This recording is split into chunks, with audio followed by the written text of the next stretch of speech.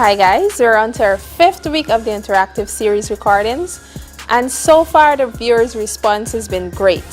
So we're gonna go and have those questions answered for you this week.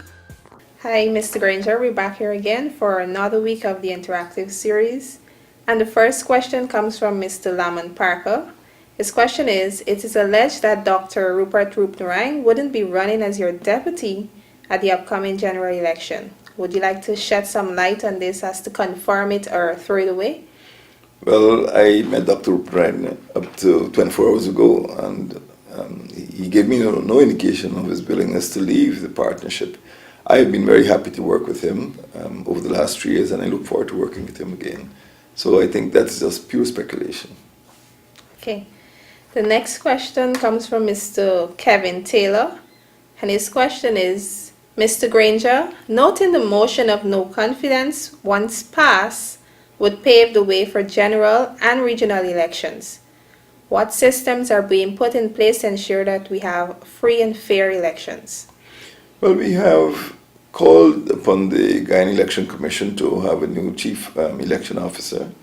Mr. Gokul Budu has retired, thankfully, and we expect that with the vigilance of our commissioners, we have 3 commissioners, the opposition has 3 commissioners on the election commission, with new systems in place, with a new chief elections officer, they'll be better administered than in the past. So a lot of faith is put on the Guyana Election Commission. Secondly, we are very vigilant, and we looked at the problems which occurred at the 2011 general and regional elections, and we expect to have more people on the ground. There are over 2,000 polling stations, and this means mobilizing maybe 4,000 or 5,000 persons to look after our interests, and we are in the process of recruiting people. So in terms of our internal preparation, we are far advanced, and in terms of the GCOM, the Guyana Election Commission, we feel that they'll be in a better position now than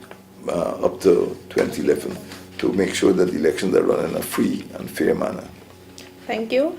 Mr. Ryan Williams would like to know what steps will be taken to rectify the mistakes of the PPPC government, particularly as it relates to recovering misappropriated funds and assets and the rehabilitation of our education system, especially as it relates to those who have already been disadvantaged by the system over a 21-year period. Well, those are 2 separate questions. In the first instance, we now are more vigilant, and because of our majority in the National Assembly, we can exercise greater scrutiny through the Public Accounts Committee and other parliamentary committees on government expenditure.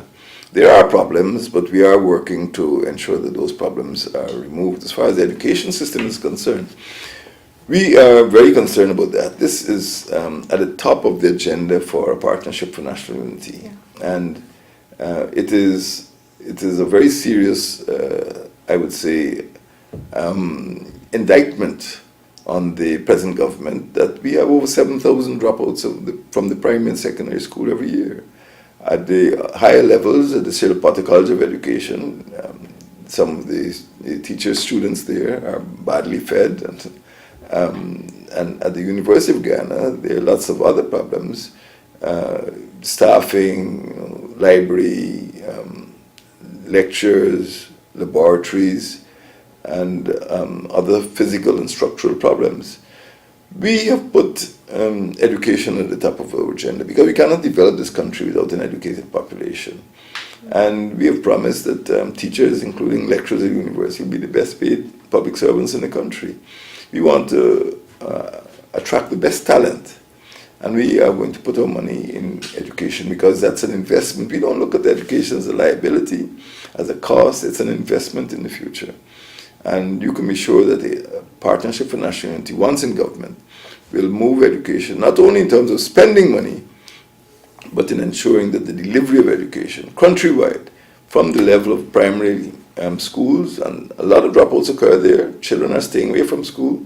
That is why quite recently I had to insist that the government provide transport for children to get to school, because children are not going to school because they can't afford the transportation fare.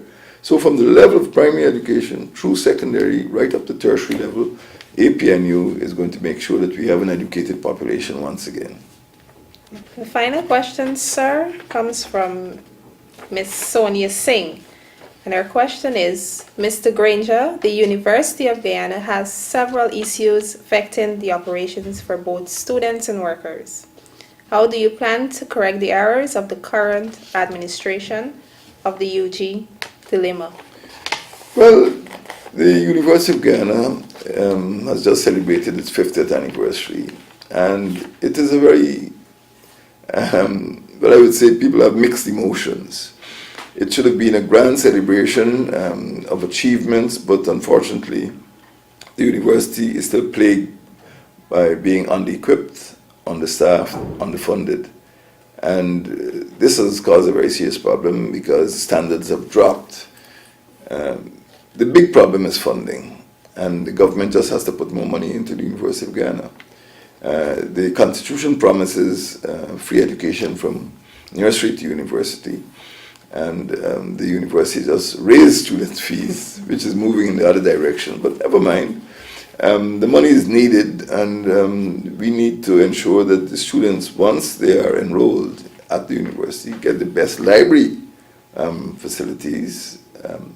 And right now, I believe that the stock of books, is dated, and you need to get, up-to-date textbooks. Secondly, you need laboratories, because APNU believes that the foundation of the new education system must be on science, what we call STEM, science, technology, engineering, and mathematics. So you need to make sure that that university has functional laboratories for chemistry, biology, physics, all of the sciences. Engineering faculty has to be developed, and we need to get lecturers. The lecturers must be well paid if they are to be kept at that university, because even the students are drifting off. I think 4 out of 5 graduates from that university go overseas looking for jobs. We want to attract people to come back home. So there's a lot that we can do. We're aware of the problems, and you can be assured that an APNU administration is going to pay full attention to solving the problems of the University of Guyana. Not only University of Guyana, but also the other tertiary education institutions, particularly the Cyril Potter College of Education. Those were your answers for this week's interactive series. Don't forget, keep posting your questions to Mr. Granger's timeline on Facebook.